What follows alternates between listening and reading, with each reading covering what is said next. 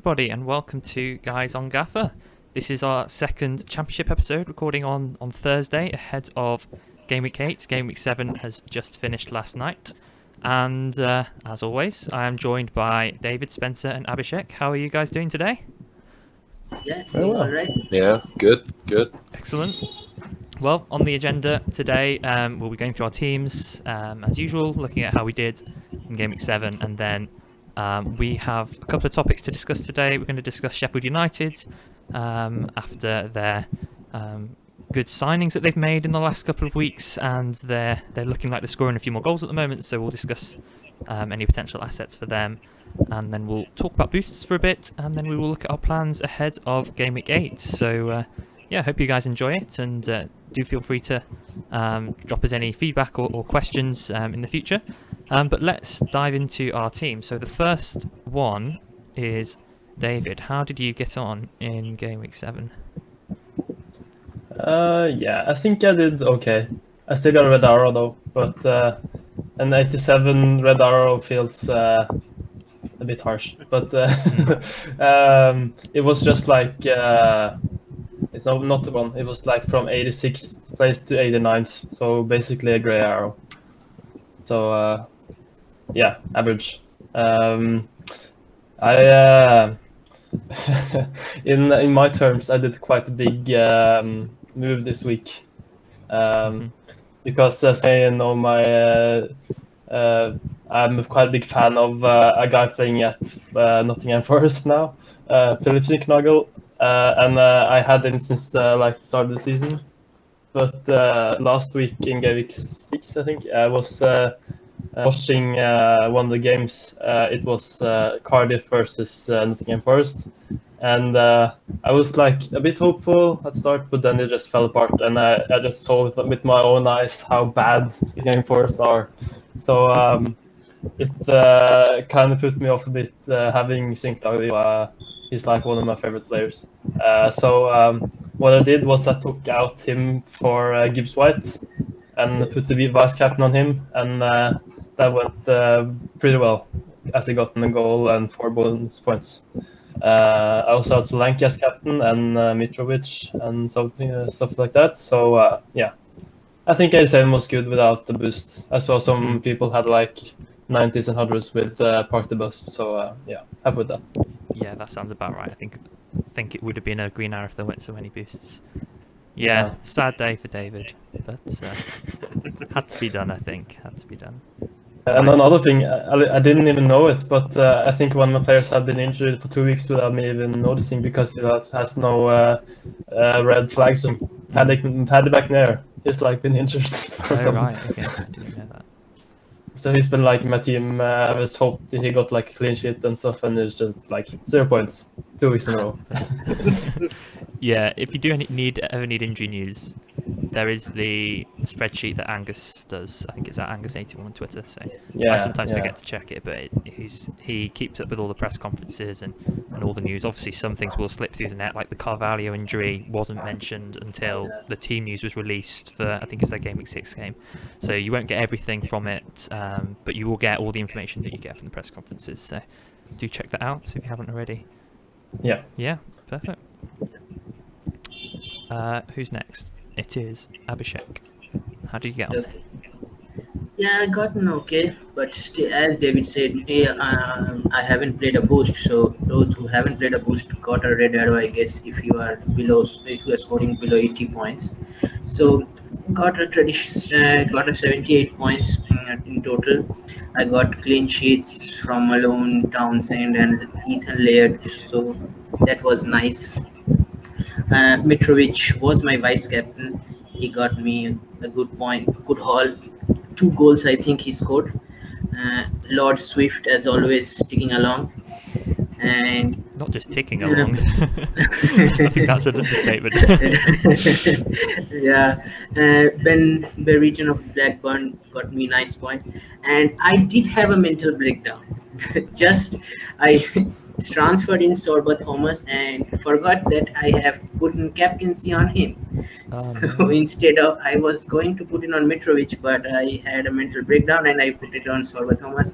And as always, Huddersfield won their open 3 forward scored, but Thomas played in the wing back position once again, so he didn't even put an assist also. So that's a move that did not work. Probably I was meant to bring him only, not captaining him. But so that's some points that I have lost, because or else I would have gotten at least 85 plus points for the week. So really that unfortunate. was, yeah, that was very. Also, I have Dabo, who received a red card in the 90th last second of the game, I guess, last minute of the game. So he needs to be changing as well. So let's see. That was my return from this game week. Pretty happy with that, but the only disappointing thing is West Brom did not do well. That's the only disappointing thing. Yeah, they got the clean sheet in the end, but no attacking returns. So that's very disappointing. Apart from that, I think my team did okay. I finished. I am at the moment in overall rank of 631. So it's upwards and onwards from here on. And I still have 2 posts to play, so that's one of the good things that I've left. Nail those and you'll be right at the table, definitely. While Yeah. you mentioned obviously West Brom, I think might be a good point to mention this because I've got Robinson as well. Do you have Robinson as well, Spencer, or not? I don't have Robinson. I only have Furlong and Townsend. Okay, nice. Do we think Robinson is a buy, hold, or a sell? I guess that's always the question in fantasy football: buy, hold, or sell. I guess because it's a bit concerning. He got taken off at half time. We know he's recently had COVID. To be fair, don't know. What do you guys think on him? Because I might sell this week. I'm not sure. Yeah, I think he's probably, well, I wouldn't buy him because purely that rotation. We know what they're like. West Brom. They've got 6 players that can play in that front three, so it's just going to be rotated all the time. And there's so many other midfielders that you can have that are just guaranteed minutes. Yeah. And I don't know if he's on penalties or not, but I think Grant might be on them. So you don't even have the sort of definite of that really. So I probably avoid just purely from that rotation risk. And like I said, I've got double West Brom defence. So last night was a good result for me really because they stayed quiet and the defence stayed strong with the double clean sheet. Things changed so quickly in fantasy football. Just a few weeks ago, it was Robinson is essential or nearly essential. You know, one of the best assets in the game, and now he's a sell. It's interesting.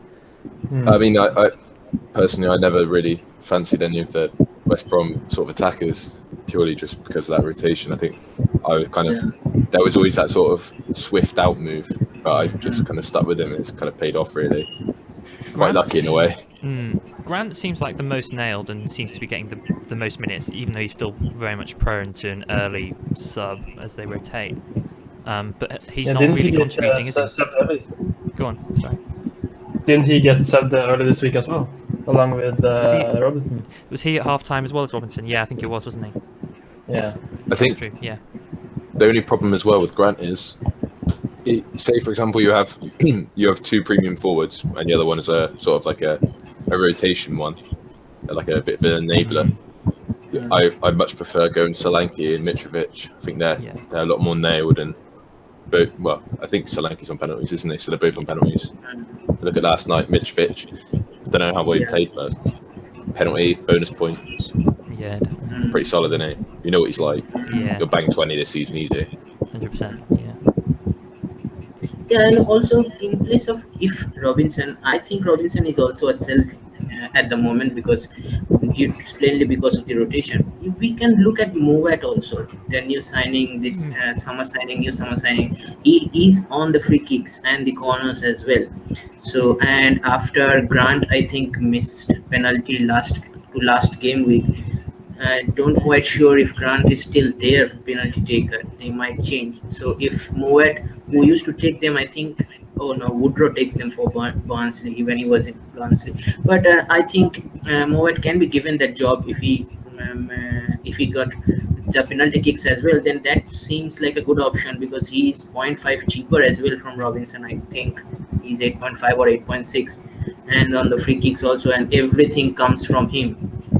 he is the focal point of their from the defense to the attack. So that might be a good shout if we are looking at a West Brom nailed midfielder as of sort. Yeah, I think I agree with that. I didn't fancy Mount to start with kind of earlier on in the season because I thought the others had more potential in terms of attacking output, but he is going to get the most minutes, isn't he? And he is on all the set pieces, so maybe he is the one to go to in the midfield. Yeah, you could be right there. Yeah. I don't think I'm qualified to say buy, sell, or keep because like last week we talked about Swift, and I was the one who didn't have him in my team, so I was like, yeah, I'm not buying him because that's just some transfer you need to use somewhere else, and then he went like ballistic and got like some returns. So yeah, don't listen to me. Yeah, don't listen to me either. I had egg on my face with that one after saying last time I would sell him, and I did sell him. I didn't include him in my overhaul team, as you'll see in a minute. No. So yeah, no, I got that one very wrong as well. So That's even worse. let's move on to that. I guess. Swift literally took that to heart. He scored a hat trick. You must have listened to the pod, yeah. Oh. Yeah, I mean, my thinking was just Reading are looking really, really poor, so they're not going to score many goals. They don't have a. I guess Puskas has been playing up front, but he doesn't offer the same presence as Zhao. But no, he's just an incredible player. He's on all the set pieces, and he can, create something out of nothing. Also. So Yeah. yeah, definitely got that one wrong. All right, my team's the next team. So we've already mentioned the glaring omission of Swift.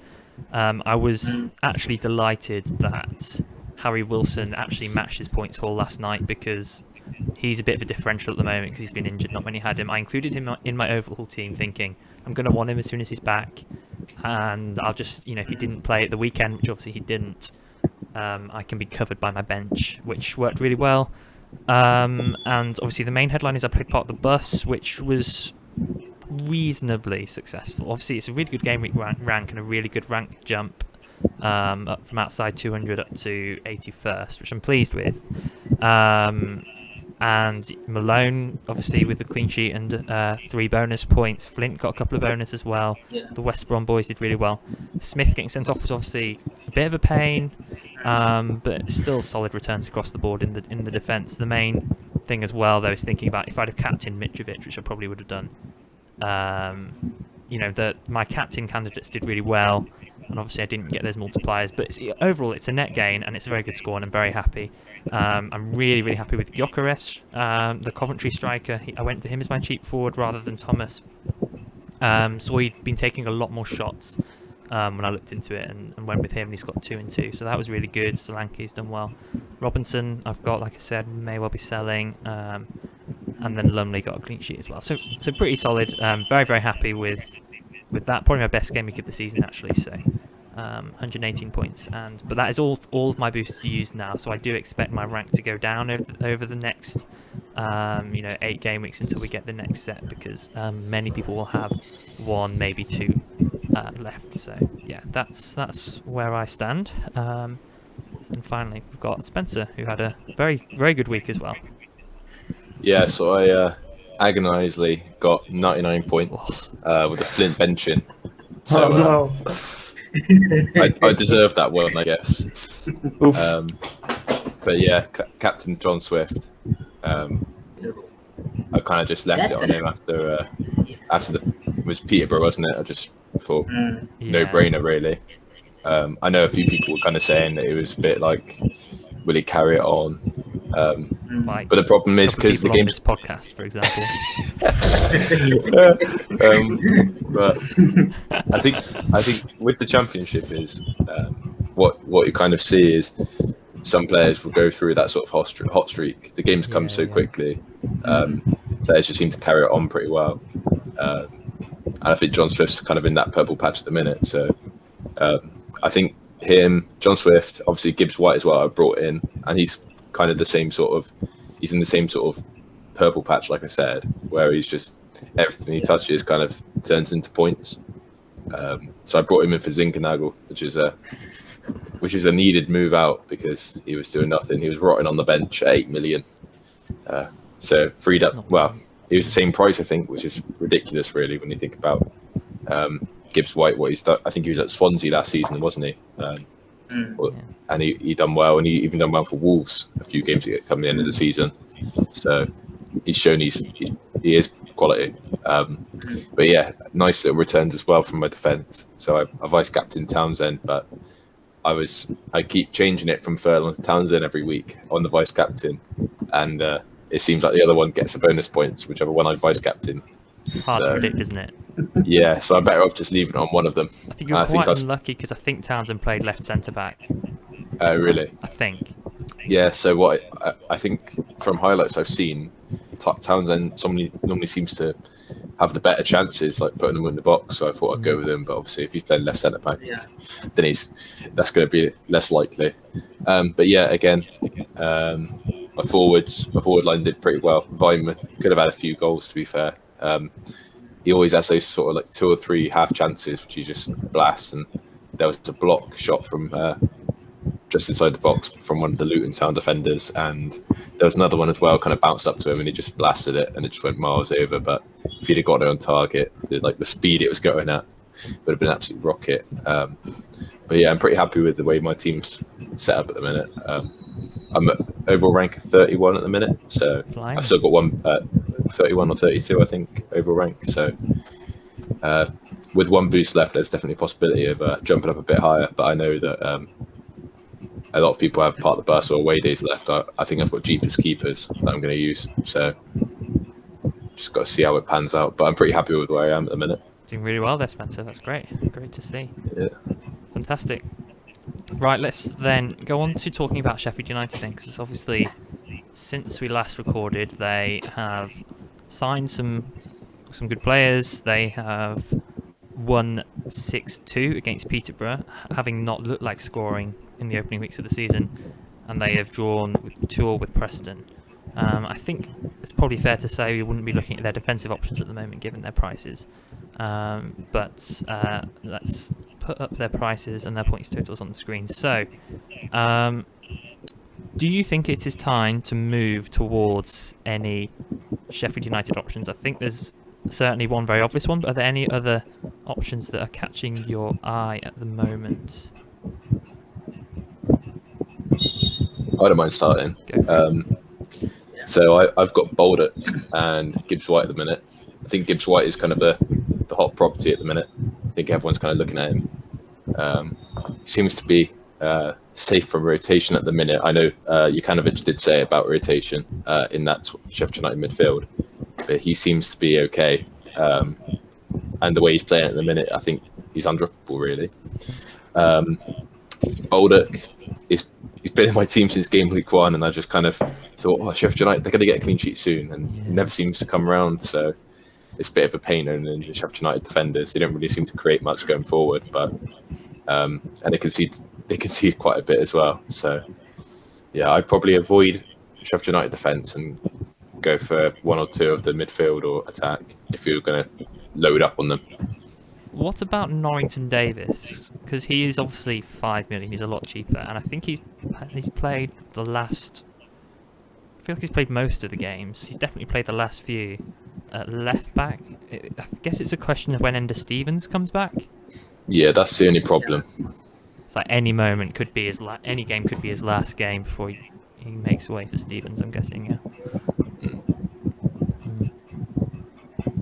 Yeah, and also just to play devil's advocate, they had maybe with Robin Olsen signing their 6 million new goalkeeper, the Swedish international, they might shore up defensively, because if we can look at that, apart from that freak loss against West Brom, they conceded 4 goals without any return, or they only losing by an odd goal.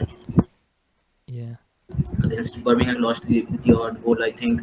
Against who they lost against, I think something Preston or something like that, with the odd goal they lost. So that's if Robin Olsen starts firing, doing some good save, improving his performances defensively, then they can have a settled performance from the defensive. But like Spencer said, defense is right now is not under any consideration to bring any player from them. Yeah, Robin Olsen, I think, is a good signing, but I don't know if you saw his mistake last night, or was it Tuesday night when they played Preston? Anyway, I was watching the highlights last night, and he comes flying out of his goal, seems to lose track of where his goal is, and just lets him run through. Yeah, you might be able to tell him more about him because he was your second choice goalkeeper last season at Everton, right? Yeah. Yeah, no, I think he's a good keeper. Go on. I think backup as well. I think they have to kind of play Olsen because was it Fotheringham who was the backup and was it Peterborough they played on the weekend? One of Peterborough's goals again, it's basically the same way you've described Olsen's kind of mistake where the keeper's just come out and he's just stepped to the left so much it's just an open goal and it's like they keep making the same mistake in goal, but it's a bit annoying as a Sheffield United defender owner. Seeing those sort of like silly mistakes, and there was the penalty as well they conceded, and it's out of your control really. If you've got defenders that aren't creating much and they're conceding like silly goals, it's just it's a bit of a sell, isn't it? It's like it's tempting, especially at the price he's at as well. I think people don't realise. Obviously, it's not as obvious when you're playing the game how much players cost and stuff. I didn't really notice that Baldock is 6.5 million. So that's like quite a lot of cash tied up into him. Yeah, and you only need one goal to wipe that clean sheets. Also, 1/2 clean sheet doesn't help for that in price to clean sheet ratio. If you look at that for 6.5 million, you only get half clean sheet. That's not done because more or less the high scoring defenders as of now in Gaffr all are cheap assets. So why should we pay 6.5? I think. Yeah. I think it's just one of those one more week sort of thing. It's like you look at they've got Hull away or Hull at home or something on the weekend, and it's like, oh well, one more week. Yeah. Then they'll concede like a tap in the last minute, and they'll lose the clean sheet, and you're like, well, one more week. But probably feels like there's more pressing issues as well in your team. I'll have to spend a transfer on transferring out this defender with a good fixture when I could make other transfers. I guess there must be that factoring in as well. Yeah. It was so irritating when they let in a goal. I think it was last week or something. It was just like 95th minute. They have like the second half clean sheet locked in almost, and it was like the last minute. Oh, so irritating. That's very hard to take those last minute clean sheet wipeouts. I was just hoping I finally got the point for Baldock, and it was just like, nope. Nope. You'll never get any half clean sheets for Baldock. Yeah, and I'll keep him as well. So because I have other issues, so it's a very irritating issue.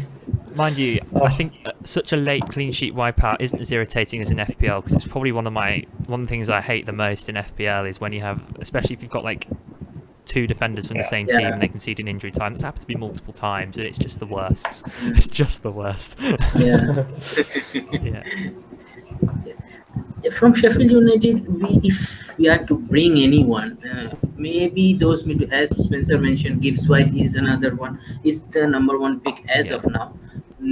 On two other players have caught my eye. The Sanderberg, because he's cheap midfield asset. He's 5.6 million in the game.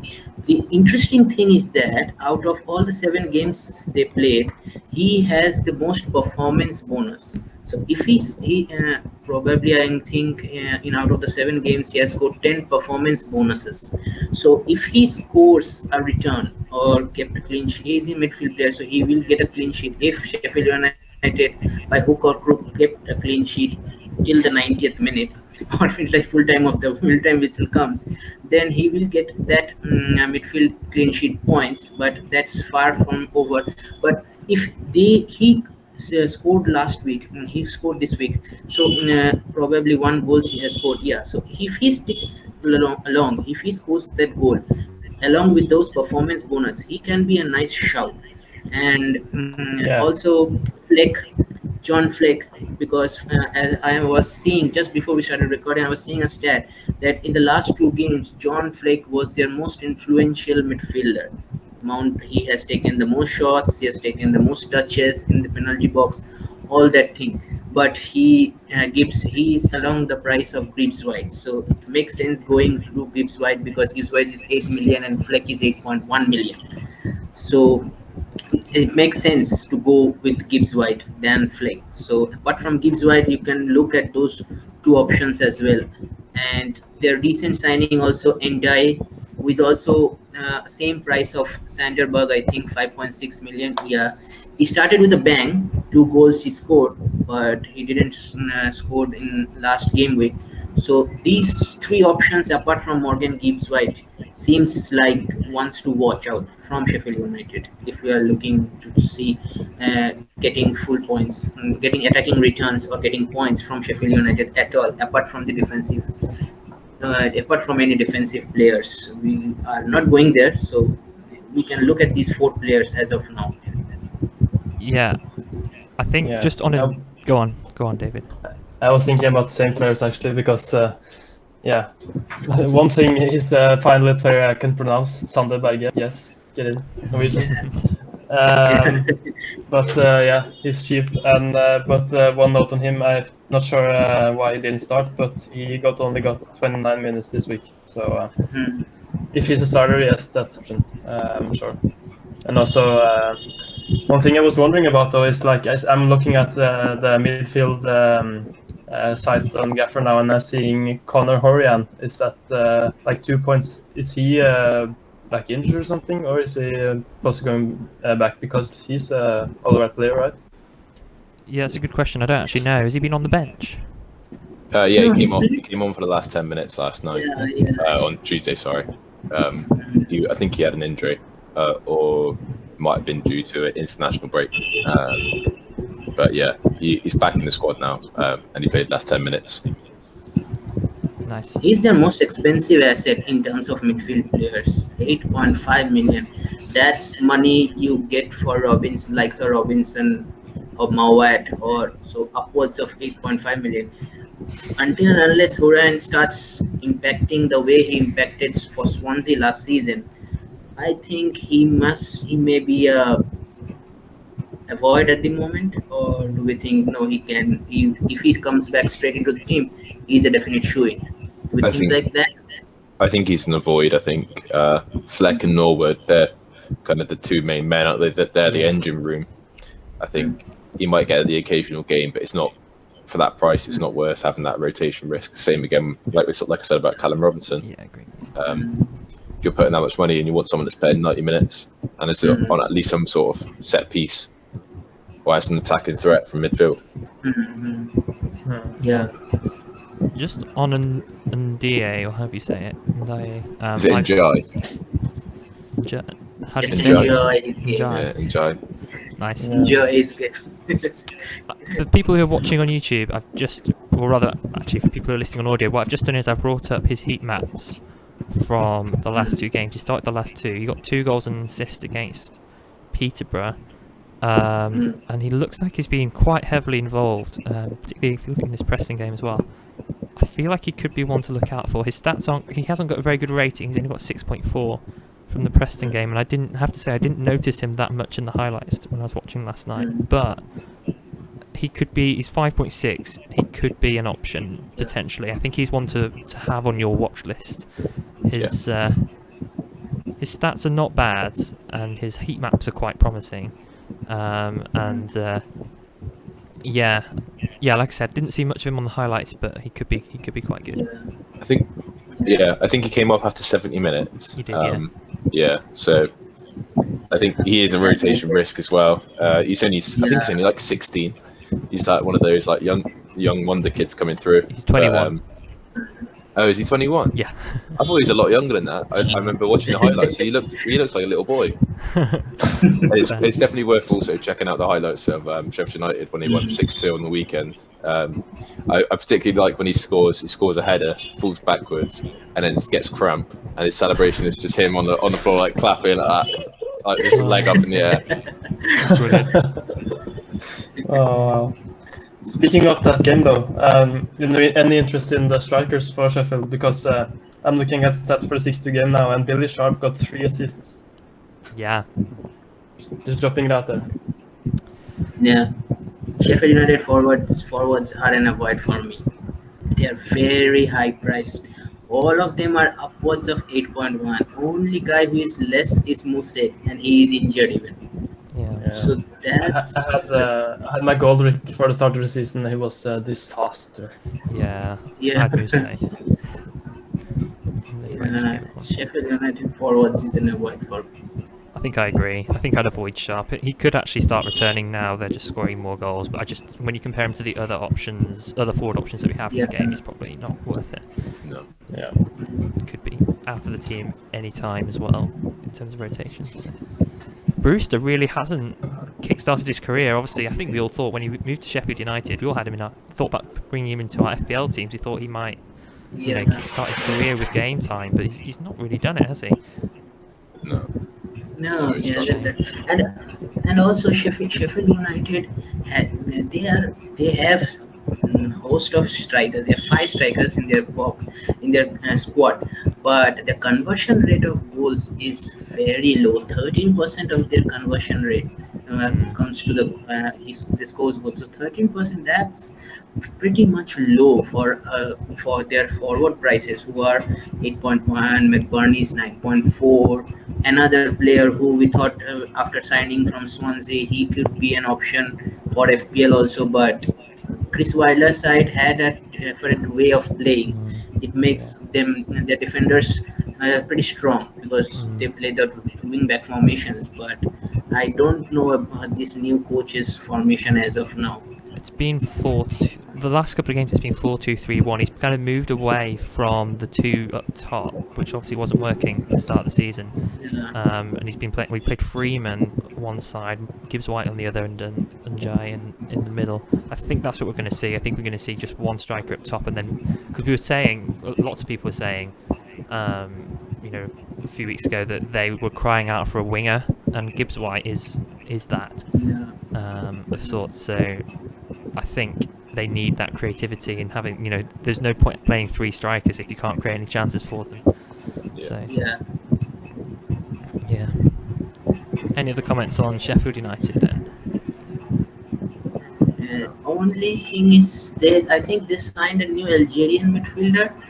I will butcher this name, Guediora or something. He is 7.5 million in the game. Yeah, so if he impacts like Morgan Gibbs White, then he can be definitely looking. But I don't think I think he's just a squad player as of now. He's 7.5 million in the game. Is he not a defensive midfielder? Yeah, he's a defensive midfielder. Yeah. I think they might have looked at his stats from. I think he was at Watford before Yeah. a long time ago. Yeah, it was. I remember. Yeah.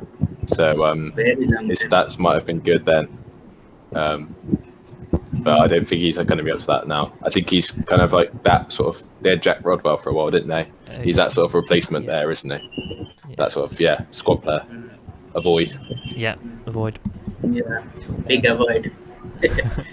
I think they're trying to make up for all the cheap players they've just like very low, like Gendiai and Sanderberg, Berge. So compensating. So to summarise, Gibbs White, yes, look at him, maybe buy him. Njai, keep an eye on. Could be a bargain. Don't go anywhere else. That sums it up pretty much, doesn't it? Yeah. Yeah. Nice. All right, let's talk about boosts then, because I think many people will have a couple more left. Maybe you've been thinking about when you're going to play them. Maybe you're still not sure. But I've played all 3 of my boosts, so I haven't given this that much thought, but I know the other guys have got some boosts to go. And I think what we'll do is we'll discuss the best weeks for away days, which is obviously going to be played by everyone probably. We'll look at the others as well, Jeepers Keepers, Goalfest, and Part the Bus, and see if there are any weeks that stand out. So has anyone got... And Spencer, you said before we started recording you were looking at Jeepers Keepers. Yeah, so I was looking at Jeepers Keepers, yeah. Do you want to run us through... I've got the fixtures up on the screen here, the fixture ticker, so that should help. Are there any weeks in particular that you're looking at for Jeepers Keepers? So obviously everyone's got different keepers, but I think quite a popular pick was Moore and Lumley. So obviously I've got those 2. And just looking at sort of the game weeks I could play up until game week 15, I'm currently looking at game week 8, which is obviously this week, Millwall away for Moore and Blackpool at home. Obviously, game week 12 Blackburn away for Coventry, and Peterborough at home for Middlesbrough. The week after that as well, which is Preston away for Coventry and Barnsley at home for Middlesbrough. And then I was looking at game week 15, but I've been put off that after seeing Birmingham the past few weeks, which would have been Hull away and Birmingham at home for Middlesbrough. But I mean, I could always move Lumley out then and bring in a different keeper with some spare cash, but that's kind of a look along a bit further down the line. But I think what you're looking for realistically from cheapest keepers, you're not guaranteed penalty saves, so I wouldn't worry about that. You're looking at clean sheets to start with, and then just any saves are a bonus, really. There's been some good weeks to play it, really. I think some people played it last week and they did quite well. But yeah, you're just looking for those sort of the teams that aren't scoring any goals. So I think got Swansea, Hull, Peterborough struggling for goals. There's a few other teams as well. Yeah, I probably avoid Sheffield United, but there's like a few teams that are down there that are just struggling for goals, and those are the sort of teams you want to have on the cheapest keepers. Yeah, Moore's been really good for saves, hasn't he, this season? I don't know the stats off the top of my head, but I think he's been doing really well. He's been making a lot of saves. But there was one where he made like 7 saves or something. Yeah, and is it every save is worth 3 points? Yeah. 3 points. Yeah, so and then like a penalty save is worth like a ridiculous amount, isn't it? So yeah, 10. Yes, exactly. So you're in dreamland if you get one of them. Can't really try and go for one of those. No, like that's difficult to predict. Yeah. So, but that's cheapest keepers for me. So are you mainly going to target clean sheets? I think that my thinking is go for a pairing of 2 goalkeepers which have a high chance of clean sheet, and then hope that they pick up the odd save or 2. Fair. Yeah. Because my thinking was, I'm not playing cheapest keepers obviously because I overhauled, although I was going to if I didn't have to overhaul. So my thinking, especially last season as well, was target the bad keepers the bad defences in the tough fixtures because they'll get loads of saves. But what I've seen this season from people who've played cheapest keepers is the keepers doing quite well in like the middling fixtures. So I thought, it'd be the hard fixtures and the easy fixtures they'll do well. Because in the easy fixtures they'll keep clean sheets, and the hard fixtures they'll make loads of saves. But the saves seems quite unpredictable. It could go either way. You could still just end up with very few. And some of these, like, I don't know, like Blackburn seem to be taking a lot of shots, for example. Maybe like a Reading. They've scored 13 goals this season, so, I mean, for a team that's doing quite badly in the table, they've scored quite a few, so they're having shots. Yeah. It's interesting. Are either of you... That is one way of thinking about it. Abhishek and David, are either of you going to play cheapest keepers? I've already played it, actually. Oh, that's right, yeah. In a week, I can't remember. In week 5. So I got 21 points for it, so it was okay. I think it was more that saved my day because Lumley did nothing. Lumley's not been great for Middlesbrough, has he? In terms of... And that's one of the reasons why I might change my goalkeepers before I do cheapest keepers. I think Lumley is decent enough, he can stay, but I've got to find out which keepers I want in alongside him to play the boost. Would you be looking for someone cheap still? Yeah, I wouldn't want anyone more than like 5.5 million, really. Well, you saw how well Collins did last night against Stoke. Yeah. He could be one if he continues making lots of saves. Yeah. I was looking at, is it Bursic? It's Bursic that plays for Stoke. And I mean, like they're just like, that's like their typical sort of defensive team, aren't they? So they're kind of, I fancy him to get a few points for me. Dieng is okay. It's okay. Not bad, but no, not that inspiring for you guys. I think Dieng last season, because of his price, was really nice. I remember I owned him pretty much. I played from halfway through the last season. I pretty much had him every week. But I don't know. I don't really fancy him this year. So fair. Okay. Is he not the same price? Is it the same price? I thought he went up because he was 4.5. Oh, he was 4.5 last season. I think maybe it was 4.5. Maybe he went all the way up to 5 by the second half of the season. Oh, right, yeah. He is 5, yeah. I think he was 4.5 last season. Okay, fair. But his stats are really good. And even like someone like Dan Bentley, I think Dan Bentley's 5 million. And he gets saves, but we're just going to up, and so you can't trust those sort of clean sheets. But Bristol City away, if they got an away game, that's a decent shout, because we're going to be under the cosh for a bit. But he normally does play well away from home. Pulls off a few wonder saves. I'm just going to bring up the save stats for the season so far and just see if there's anyone we've missed. Just because that might be helpful. Just give me a moment to do that. I think Schofield from Huddersfield. That's another decent shout, I think. Is he rotating with Nichols? I think Nichols has started at least one. But yes, I do agree. In theory. Right, okay. Most saves. Don't know how easily you can see it on the screen, but the most saves is actually Ingram, 27. So what? That is nearly. We've had 7 matches, so that's just under 4 per game. Actually, that's a lot. So that's an interesting one. Yeah. But then That's Collins, Emiliano Martinez numbers. yeah. So he could actually be an option. Obviously, we haven't thought of him. He's 4.5, isn't he? Yeah. No, he's 4.5 or 4. Pretty sure he's not 4. I think he's 4.5. Yeah. But Collins and Kaminsky are on 26. So again, those are great numbers. And Blackburn haven't been that bad defensively. No, they got a 2-0 win, didn't they? Sweet, Yeah. against Hull. And then Maxwell and Roos are on 25. So that's 5 keepers all on 25 plus saves in the space of 7 games, averaging 3.5 to 4 a game.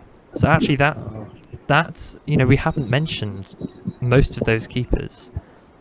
So just to put a few more on your radar there as potential good options. Obviously, you've got to think about whether you want to hold them for longer, because a lot of these teams aren't looking great for clean sheets. But and then if you go a bit further down, we've got Cabral at Reading. We're not going to look at him. I think it's Southwood now as well, isn't it, from Reading? Yeah. Because Cabral's broke his hand after punching the wall. Oh yeah, that's true. So Lumley, for context, he's on 18, so that's 2 and just over 2.5 per game, which is average. Burstick is on 16. Moore is on a lot less than I thought he'd be. He's only on 16, but at 4 million, I don't think he'd ever sell. And then obviously you're going down to keepers that have a lot fewer saves because they play for better teams. On Huddersfield, so Nichols has played 5 matches, 5 starts for Huddersfield, and Schofield has only started 2. So Okay. if you were to go for a Huddersfield keeper, you'd go for Nichols, but there is that risk of rotation. Yeah. So yeah, that's the save stats. Obviously, you're going to factor in clean sheet potential as well, because that obviously gets you more points. So yeah, it's a balancing act, and there's various ways you could go about it. Oh, Sarkic for Birmingham, he's another one that you could look at, because he has 18 saves, as well as the same as Lumley, but probably has a bit more clean sheet potential. So he could be a good option for that blend of the two, saves and clean sheets maybe. Yeah. So yeah.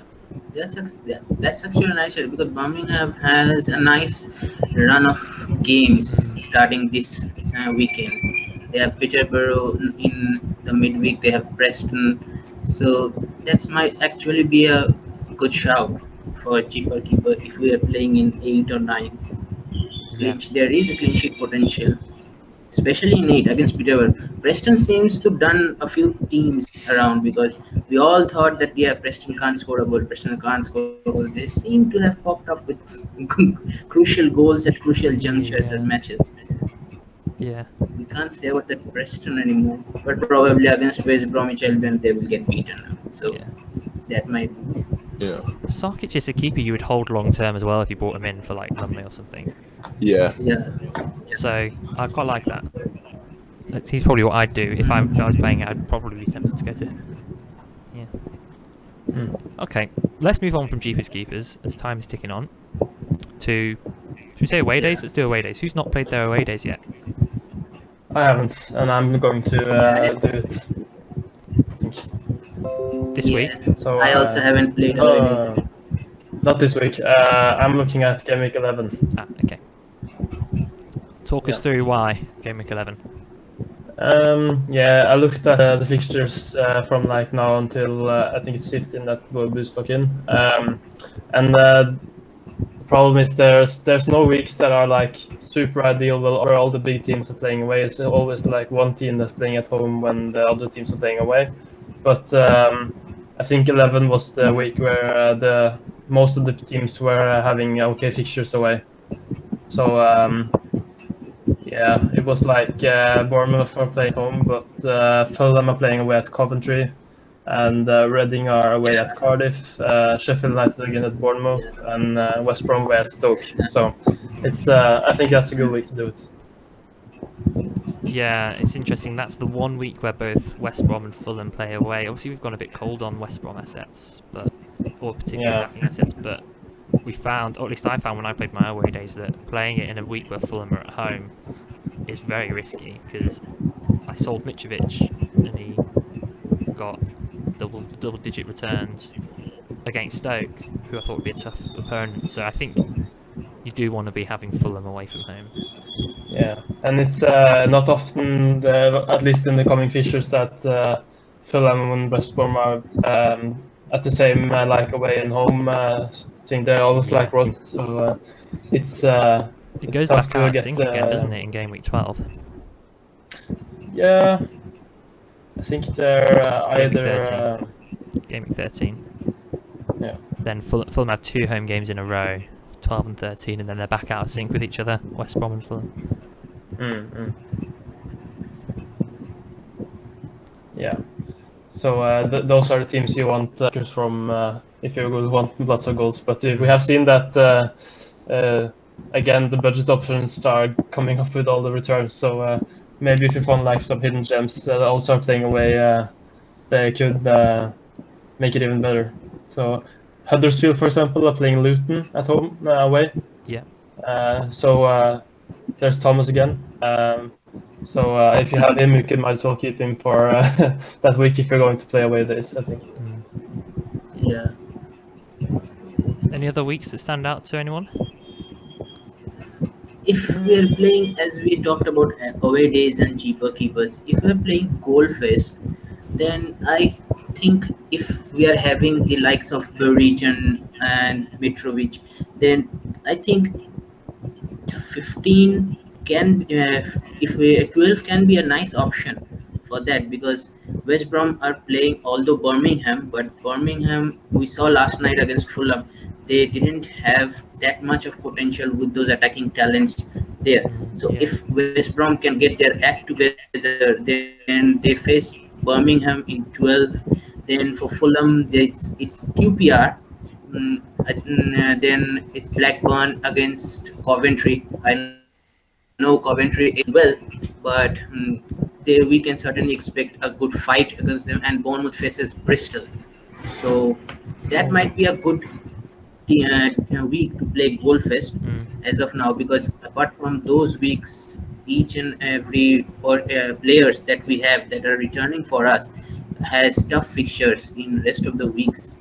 But maybe if we are planning on away days, cheaper keepers, or park the bus, then we can certainly avoid Goalfest in this section of boost, because we will get more we will get more time to play Goalfest if we get on round 2 and 3 of the boost when they. And we're not sure if it comes back, so that's also something to consider as well. But, that's also that's the tricky one. Yeah. I also but think, if you are willing to play, because if we can see that in 12, Middlesbrough, Millwall, and I know Nottingham Forest are not good, but surely they can't get beaten by Blackpool.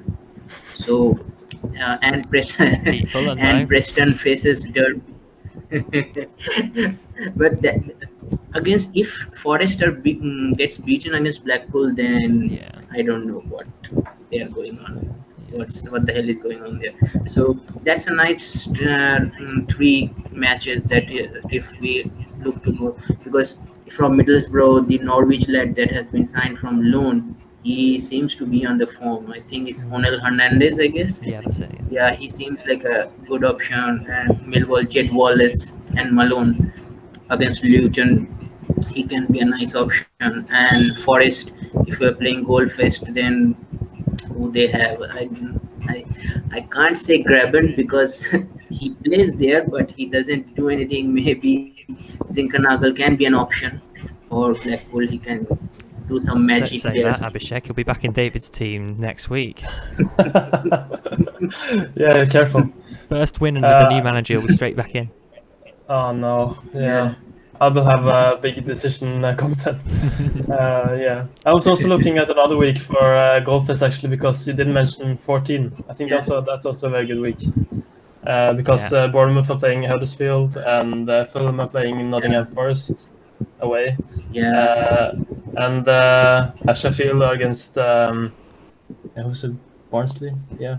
And West Brom are at Bristol Barnsley, home, so yeah. maybe That's a really good week for Goldfest, actually, looking at it. yeah, Blackburn so, against Reading as well. Yeah, I saw this week and I was like, wait a minute, maybe I should switch from away days to Goldfest actually because it was just like too good. I wouldn't, So, I that's wouldn't made do me think. that. I wouldn't do that. Yeah, it was just a thought. But But if I still one thing had... that's putting me off is like West Brom are playing Bristol City at home, so Bristol will be away. So that's a tough fixture for West Brom, maybe. If I still had a boost, I would love Goldfest in that week with the team that I've got as well. It's like Coventry against Derby, and I've got Gyökeres, and yeah. that's really nice. I was looking at that. There's Coventry. Yeah, that's a good fixture. Blackburn against Reading. Birmingham against Swansea because Swansea doesn't score goals, so Birmingham can easily do some good things against Swansea. Then also I think Preston faces Blackpool. Preston seems like an odd team to me this season.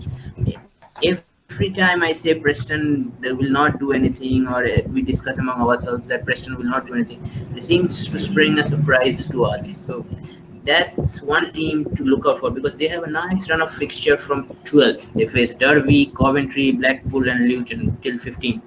So I know there's not much. Maybe Jack Marriott plays for Preston, I think, or I am mistaken. Peter will with him, something like that. So yeah, we can look at the defenders also. The likes of Vandenberg, the Liverpool loanee, it can be, or Olusende, who's so. Yeah, if they get their that's a nice run of 4 fixtures they have. So if they can get their act together, then they can be also look at if we are playing Goldfest, if Goldfest or Park the Bus. Yeah, I'd just like to highlight their striker Reese, who's 6 million. He scored, was it the penalty against Sheffield United, and he's looked okay. He's got 28 points so far. Probably not an option with how bad Preston are, but if there is anyone you would go for, probably him. Probably. He's done okay. In those 4 features, you can play Park the Bus if you are looking at Preston players. Maybe their defender seems like a more tasty option than their attacking options. So if you are playing Park the Bus in those weeks in 12, 13, 14, or 15, then Preston defenders can be looked at. We haven't actually talked much about Park the Bus yet, actually, have we?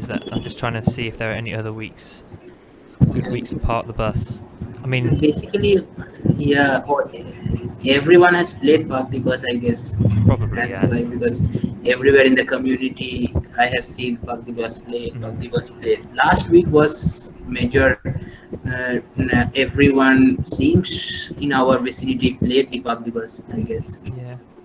I'm looking at game week 15 where Fulham play West Brom, because obviously you've got to factor in your captaincy options. That might not be bad. Swansea play Peterborough, you could have like an Ethan Laird. Sheffield United play Blackpool. Who knows on Sheffield United, but you never know.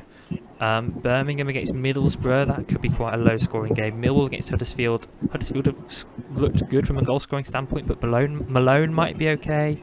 Forest QPR, I mean, you would probably require a few transfers to be fair, but That's not an awful week considering the best captaincy options are probably going to, not score too highly against each other. Any other weeks for part Yeah, of the and bus? if you're holding Baldock, and also on that point, if you are holding Baldock till now, then at least hold him till 15. Then you can play Park the Bus Yeah. because they play Blackpool, so might be a clean sheet in there as well. You'd hope so if you're a Sheffield United fan. Yeah. Any other part of the bus weeks? Just try and have a look now.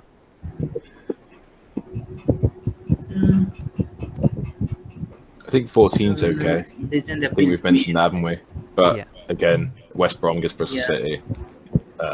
You got Yeah. Sheffield United against Barnsley. Yeah, I think kind of with the goal fest and part of the bus, it kind of works the same way. Teams that you're going to target for goals, you're going to target for clean sheets as well, Yeah. because they're going to be, well, most of the teams that are bad going forwards, usually bad defensively as well. Yeah.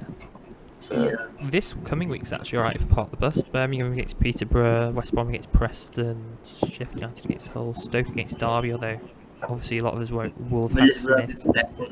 Yes. yeah, Yes. Cardiff against Bournemouth as well. I think a few people have either double Cardiff or Zamora, so that could be a problem there. True. Yeah. There's options. Yeah, The long and short of it Definitely. is, there's no right answer really. Who knows what can happen Yeah. on any given week?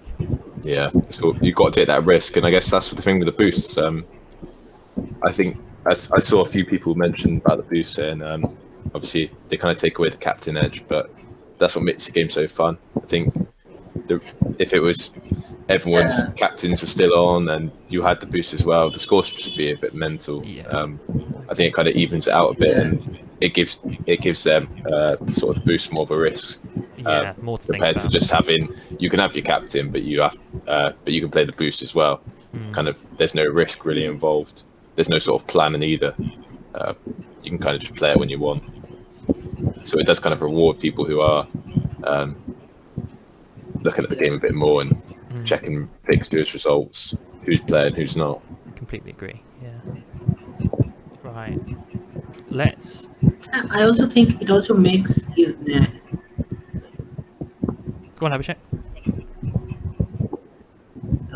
I also think it might be an option that the boost that they have created supposedly for Park the Bus, especially for Park the Bus, they have, if we did our research along defenders, so something has to be given for defenders. We are, after all, it's a fantasy game and we are looking for attacking points, but if from our defenders, if we choose those defenders wisely and correctly, then I don't have a problem in sacrificing my captaincy points in the Park Bus, because in any way I get double points in from my 5 defenders. So it more or less checks out well. I don't think it should be a problem. Yeah, that's a valid question. That if there is a captaincy loss, but I don't think that's too much of a headache of that. Yeah, if you have It's a- solid returns from your defenders, it takes a pretty big haul from Yeah. your captains and vice captains to make that an issue. I think the net gain from my part of the bus isn't actually that huge because of, the hauls from Wilson and Mitrovic, but Yeah. it's still a gain. It's still a gain of more than 10 points. It's maybe a slightly underwhelming, but also you've got to trade off. It's a bit of a weird one, because do you then just not want your players to do well? Like, do I now think, I don't want Wilson to Yeah. do well because I might have vice captained him, but then not a lot of people own him, and his goals are obviously beneficial to my rank anyway. It's a bit of a weird one to get your head around psychologically. Wanting to not cheer on your captain options. I guess Mitrovic is understandable because lots of people would have captained him and everyone owns him, so you don't really want him to do well. But yeah, it's a weird one. Yeah. All right. Any last thoughts on boosts? No. Now pretty much it. Right. Let's move on. Oh, do we have any questions, Spencer, for Gaffr Championship for the coming week? Or not? Sadly not, but if you're listening, then feel free to just tweet us and we'll get it answered, because we didn't receive any for the EFL Gaffr, but we had a couple for the ESL. Yeah, do get any questions in. I mean, we can answer Steve's question with who's going to be top of Gaffr that he Yeah. asked in the ESL one. He We asked answered it. Yeah, we answered last time. No need for David to answer now. We have answered Yeah. it for Don't know if he's watched that back yet. So yeah, David, you might want to watch that one back. But yeah, we kind of Wait, thought we kind of what? said we said who would win ESL out of all of us. Percent. Okay. We may or may not have said that you'd come last. Nothing, which of course had nothing to do with the fact that you weren't here to defend yourself. That's a cheap shot, guys. So yeah, because Steve didn't actually specify the game, did he, when he said this No. question? So we just could answer it for both. Yeah. So Spencer, you're currently leading. You're like 31st Yeah. overall rank, so that's good. Yeah. Well. Yeah, and you cashed me this week, Joel. So this is a battle now. Yeah, but yeah, I've played 3 boosts. Meh. Yeah, I'm cashing it. Anyway, Yeah, it's a long season. We'll see. I think. Yeah. I think that a lot of people have said that once you've done the 3 boosts after game week 15, we'll kind of see Yeah. it will kind of take shape, and then it will go crazy again because everyone will play 3 boosts in 3 weeks, and then it'll be all crazy again, and then it kind of just evens itself out every now and then. So it really will be like all over the shop until the last minute, just because of the way the boosts work. I bet they But it's throw gonna be in interesting. one crazy new boost that we've not seen before. Yeah, I in think the so next too. set, which I I'd be think quite I'm hoping so. That'd be so good. I can't think of many other ideas for boosts, but they seem to be really good at coming up with some new ones. Like I loved the They could budget throw- one in the Super League game. Yeah. Could I throw in like some must use boosts that are negative boosts? Like I think someone talked about, but Really? I can't remember what it was. Yeah, but like you have to play it, and if you, it's about like getting at the least amount of minus points or That's something. actually a great idea. What they could do is they could like have, as well as the 6 set, the set of 6 boosts that we have now, they could add a pool of 3 or something, 3 negative boosts, which you've got to play 1 in each set. Yeah. So like I don't know, like That might be really exciting to play. would it be like As negative boost because every Go save on. gives you -1 points or something? oh, Reverse no, cheaters, no. keepers. Or every clean sheet wipeout costs you 2 We points. will not. One thing for sure, we will not be owning any Sheffield United defender. That's such a cool. Was it you who had that idea, David, or was it someone else? No. I will not take credit for that. I think it was like long time ago. They talked about it for FPL, but I think Gaffr is the game where they can just like, yeah, we're doing that boost. Let's do it. It's not just like an FPL where you have like the same 3 chips for like 20 years. Yeah. Yeah. It's much more flexible. One for Yeah, next season. that is This. the beauty of the that is the beauty of the Gaffr, because consistently they are trying to improve on those things. The only issue is that if the updates are pretty much early, then it will be a fascinating game Yeah. in the years. Oh, that's. Basically, they need a lot of manpower. And they are whole managing with 2 person. They need to have more manpower to do these type of things. I think it's been But- quite smooth this season. Actually, it's just Super Yeah, League with a yeah. few players missing. I think Yeah, that's the yeah. main thing. Yeah, bar in game week 1 when it crashed. Well, yeah, there is that. Yeah. Yeah, yeah, Yeah, that's the only thing I there's- can come up with. So, not the worst. yeah. Right. But yeah, we didn't have any other questions other than that. So. Okay, let's have a look Okay. at our plans then for game week 8. So it's the same order as before. So David is up first. Your team is on the screen now. What are your thoughts on transfers and captaincy and all that stuff? Yeah, I'm a bit stumped actually because I see so many fires in my team that I want to do something with, but I only have 1 transfer. And I have like 2.2 million in the bank, so I can do a lot of things, but I just have to choose one. So I thought about like during the week I was less like hating on Baldock, so I just want to transfer him out. But then I saw McNair was injured, so maybe I should take him instead. But I don't know how long he's injured for, so I will just wait the injury update. And I don't have John Swift like lots of you do, so. Last week I was talking like, yeah, is it reactionary to take him in after his hat trick? And then I talked with you guys and you just said, yeah, it's reactionary. and then he comes up with the home again. So yeah, thanks guys. Thank goodness Gibbs White actually got you something, because otherwise I think we would have had a lot to answer for. Yeah. So I'm not sure. Maybe have you guys seen how Willock has performed the last couple of weeks? Because I think that's if I was to put thing out, he would be the one that would go. He probably could have Yeah, got a return in the last game. I think he's looked okay, but not quite to the same level. I'm keeping him for Bristol City, definitely. Yeah, Yeah. I think so too. Swift plays And, Fulham, yeah. Fulham away this weekend. So is it really a transfer in for Fulham away? I would say no, but then he will score again, so I don't know. It's just hard. Yeah, and the other thing I was thinking about was because before Wilson got injured, I was thinking him in for Wallace straight away. But it's the funny one because Wallace has been amazing this season. I don't think out, but it's like the easy way to get Wilson back. So yeah, also think about. But I think one of the things I've said now I'll do and just wait for those. Fair. Yeah, lots to think about. Right, next, Abhishek. Your team is on the screen. Yeah, so we know that Dabo has received a red card, so he will be coming out of my team. But I think I will keep him. I still don't. I think he has a 3-match ban, but I only have one transfer to do. So I think I will be holding him, but I have to take out now Carvalho because he seems like he is going to be out for quite a while. Really? And for that, I think Morgan gives white. Yeah, go on.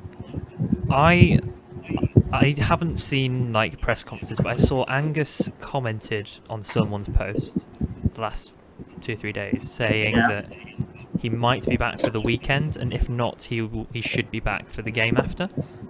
But that's one to check out because it does make a difference, doesn't it? And whether we keep or because I think it could be worth a hold. If at least I'm planning on holding him if he's potentially only out for one more game.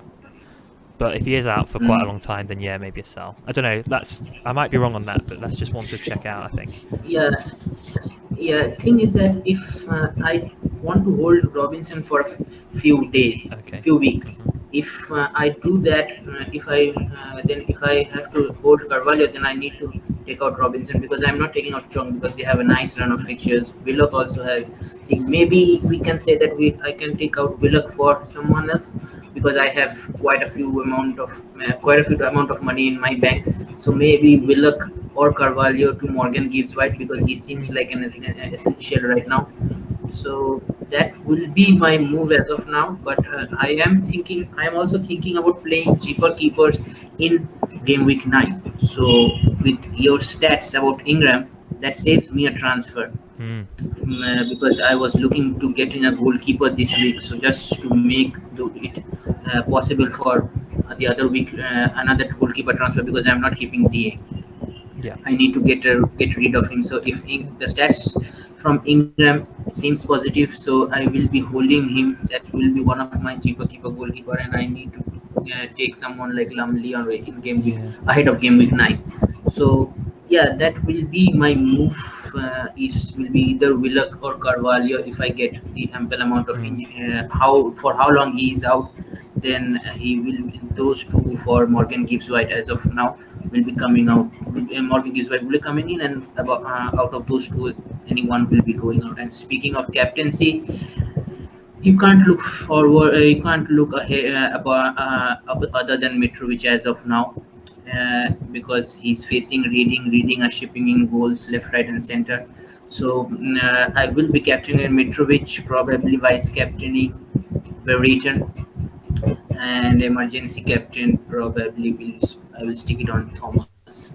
Hopefully I save this time around because last not like the midweek deadline. Hopefully I save the right captain this week. So yeah, that's my plan as of now. Solid. Yeah, that's great. My team is next, and I am also thinking of buying Morgan Gibbs White, but I think I'm going to buy him for Robinson. We've already spoken about the concerns over West Brom, so I'm probably not going to hold him. That would be my choice. I'm going to keep Willock for Bristol City and see how he gets on. He may become Swift if he doesn't perform in the next game. But you you are also one of the casualties of Swift, right? Yeah, unfortunately. So Oh, yeah, I do have 2 free transfers though, so I'm thinking for my second one I would probably lose Smith, obviously with his red card, 3-game ban. I'm not sure who I'm going to go for yet. Part of me wants to go for a Birmingham defender because they've, apart from against Fulham, but it's Fulham, they've looked pretty solid, and they've got like a couple of cheapish options, 5.1 options to look at. The other thing, I would have the funds to upgrade as well, but I'm not sure who I'd go to. And the other thing I'm thinking is You maybe I can should go go for a Bournemouth defender, that Zamura. Zamora. Yes. Yeah, he can be a nice little option for you. Yes, I'd forgotten about him. Yeah, I had thought of him the other day, and yeah, you're quite right. I think he's a very good option as well. The other thing I'm wondering about is going down to like a 4.5 in case they ever, because otherwise I'd have 5 pretty good defenders, and I'm wondering whether I'm going to, A, have lots of big benching dilemmas, and B, have a lot of money in my defence where I might want to shift it further forward later. I don't know though, because if I'm thinking of from a points, short term thinking about points, it's going to be a Zamora or a Birmingham defender probably. So, Or if you're looking at that 4.5 bracket, then you can look at Coventry defender also, like of McFadden. yeah. He seems like a good enabler because Coventry has although Millwall in 8, but Peterborough in 9, Luton in 10. So those 2 games also they have Fulham in 11. So you can put him on the bench, and then they have Blackburn, Preston, Derby, Hull. So that's Yeah. a nice transfer you can look at. I like that shout. That is a good If you're shout. really, yeah, if you're looking at the range of 4.5 to 4.9, he might be an excellent shout. Yeah, and I wouldn't actually be that worried about doubling up on with Moore because I've, like the last couple of weeks, I've benched Moore a few times for Lumley. And I think it was in game week 6, Moore actually kept a clean sheet, Lumley didn't, and then they both kept a clean sheet in this last game. I could play Lumley and McFadden and hedge my bets a bit sometimes in some where it's a bit less clear cut. So yeah, that is a good shout. I will consider him as well. So yeah, that's me, and I don't really have any boosts to think about, so that's in a way quite nice because I can just fully focus on making my team the best it can be. So yeah, we'll see how that goes. Lastly, we have got Spencer. Yeah, so not currently haven't made any transfers, but there's a few positions where I'm a bit thinking maybe do I make one or do I not, or just roll it and just take in 2 transfers into the next week and kind of change the sort of shape of my team. So the 3 outfielders on the bench, Flint, Brooks, O'Dowda, I mean, they could be gone soon. Lumley as well, I think he's the one that goes if I go cheaper keepers. I think after we've been chatting for the past hour or so, Goalfest has come into my mind. I have looked and I've got quite a good team for game week 14. Nice. So that is an option, and I guess if I make that move, the 4 moves I'd make would be Lumley to Sarkic or Collins, or the Birmingham one as well. Forgetting awful with the names, but yeah, one of those 3. Flint possibly coming out. I think a few. What? I can't see them keeping too many. Yeah, I know. For me one time, I'm benching them this week anyway. I don't fancy them to get a clean sheet this weekend. Blackburn away. No, he's used them all up now. The next 3 aren't very nice, and then he's got Reading at home, which that's nailed on for a Swift hat-trick, isn't it? And then. And then there's a few other games which they're okay, but I feel like I kind of attacked a few fixtures with a better defender. So I was looking at possibly bringing in a Millwall defender, Stoke as well. They've got some really nice fixtures coming up, and they're decent defensively. So yeah, that could be my move. And then Brooks as well. He's just been underperforming, and I think he's a bit of a rotation risk once Christie's up to speed. And obviously they've signed Jamal Lowe as well, haven't they? So there's so many players fighting for 2 or 3 positions, and he's 8 million. So that's the one. Brooks is the one I think I will do soon, but it's not really a priority at the moment. going to captain Mitrovic this week. I'll play Swift. I'm not too fussed. Vice captain Gibbs White. I think I'm pretty set. Yeah, but that's me basically. Fair. Yeah. David, did you say who you're going to captain? No, and it's a fun one because as you were talking, Abhishek, I was just like, I was looking at my team and my captain was Gibbs White and vice captain Thomas. I was just like, I was slowly moving like towards Mitrovic and captaining him at the moment while we were talking because like I didn't consider him, but I didn't know Reading was so shipping so many goals. So yeah. I was going to ask you guys what you thought would be like the top 3 captain options because I hadn't even considered Mitrovic, but yeah, that must have been a big oversight for me. Yeah. So looking at your team, David. I mean, Jed Wallace is a decent shout. Coventry at home. Yeah. He gets good performance points, doesn't he? So and he's always involved. If Millwall score, it's something to do with him. So that he's a decent little differential shout. But again, like we said, Mitrovic is a sort of like he's the main one this weekend, isn't he? I think so. I think I might go for Harry Wilson. I still believe that he can match Mitrovic. When he's not getting red cards. When he's not getting red cards, which is of course the last time I captained him. So yeah, I haven't decided. I may go Mitrovic. Things with Mitrovic, penalties is a big factor. There's that safety there. But yeah, I may go with Wilson. He's still not that highly owned. I don't know if people are going to rush to get him in, especially with Gibbs White. I feel like I could get a couple, 2 or 3 weeks out of Wilson that are really, really good before everyone brings him in again, because people are thinking, oh, I want Gibbs White. So yeah, I don't know. Maybe that could work out well. We'll see. Yeah. Yeah. Looking at David's team. Yeah, go on. No, I was going to talk about formations, but just go on. Yeah, I think that from your team perspective, you can look at Morgan Gibbs White captaining because that will be a nice differential shout in terms of captain because everyone will be on Mitrovic.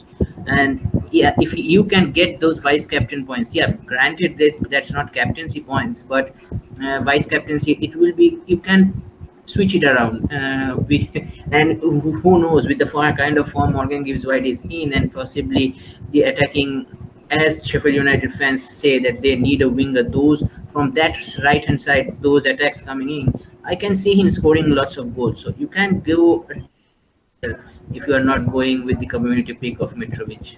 Yeah. Or should I play multi-captain? No. That way I don't have to choose. That will be a bit far. That will be a bit far. It's just not as good as the other boosts. It could go very wrong and then you get nothing from it. Yeah, do that. But the thing I was going to talk about was like, I'm looking at like all the mids we're talking about this episode, and like I have 3 starting mids, and I'm nonetheless like I need at least 4 because there are so many good ones, and I feel like I'm missing out every week. I don't have Swift, I don't have Wilson, and I have Wallace. I want to keep him, so I don't know what to do actually. Do I like switch out the striker? Do I go down in defense? It's something to think about, I think, for the coming weeks. I think that's a very valid thought because last season obviously midfielders weren't that great, but this season there are lots of good options. Like you said, whether 3-5-2 is an option, I don't know. It could be. There are. If it wasn't for like for me, if it wasn't for Victor Gyökeres, I wouldn't see any really good value strikers. Apart from him, maybe Thomas, maybe. Yeah, Thomas. Yeah, I was gonna say. Yeah, I don't want to say Thomas because he's blanked the last couple of games. I may have said no. So could the strike force with could the strike force with Thomas and like Mitrovic be viable if you have like very good mids? Yeah, certainly could be. I think. Are we going to want to take? I guess we could start taking money out of the defense as well. If you think, if you end up, it's difficult because there are consistent point scorers in your Furlongs, your Townsends, your Malones, but you could get good value out of just like 5 millions across the board with like Flint, the Stoke defender, a Birmingham defender, like maybe one expensive defender and like someone else. Yeah. I don't know. There's some good, really good value 5 million defenders. It's just like the ghost of the last season with like it's a clean sheet points were like the meta. So I'm just a bit hesitant. Risky, isn't it? Very risky. Yeah. No, the thing is that I think the top four teams that we thought those were relegated from FPL, I think that if there is not much of a red colored fixtures for them, so like the Sheffield United play Fulham or West Brom play a tough fixture. So with the fixtures spreading out, that makes us difficult for playing five midfielder or four genuine midfield options, because we would want to have defenders from the good teams as well, because as Spencer has two West Brom defenders, I have one West Brom defender, somebody has West Brom Fulham defenders. So it's a bit of a risky, because those players are premium players as well. Even if we go midfield or defender, so if we're taking out a 6.5 mid defender, we need to have that proper replacement in place for the stretch of games, because just for 1 week it doesn't make sense to get a cheap midfielder or a high price midfielder for the likes, because you need to have the good balance to your side as well. Yeah, for sure. I agree. Yeah, it's I think what's been really good is there's a lot less of a template at the moment. Like last season, there was a very heavy template for a lot of the season. I hope it stays like this. It might not. But to do the pricing and there just seems to be a lot of options, which is really, really nice. Really, really good to see. So it should be interesting. Yeah. Cool. Well, I think that wraps up our episode today. So thank you all for joining us. Do follow the guys on Gaffr Twitter account if you haven't already, and subscribe to the YouTube channel. And also, before you finish it off, like the video as well, and comment section also put on some comments as well, because we would love to hear that. How do you guys thought about any? Absolutely. If you want any improvements or anything, we may specific topics you want us to discuss, we can do that certainly. Yeah, absolutely, and that's a good point on this topics to discuss, because we are just picking out a couple of topics every week for the championship in particular to talk about. So if you have any ideas and any real burning questions or things you want us to cover in more depth, let us know, and we can look into covering those things. Fantastic. Well, hope you all have a good game week 8 and a good rest of the week. And yeah, all the best. And thanks guys for Spencer, Abhishek, and David for joining us again. And it's been good having you on. So Cheers. see you soon, everyone. Bye guys. See you later.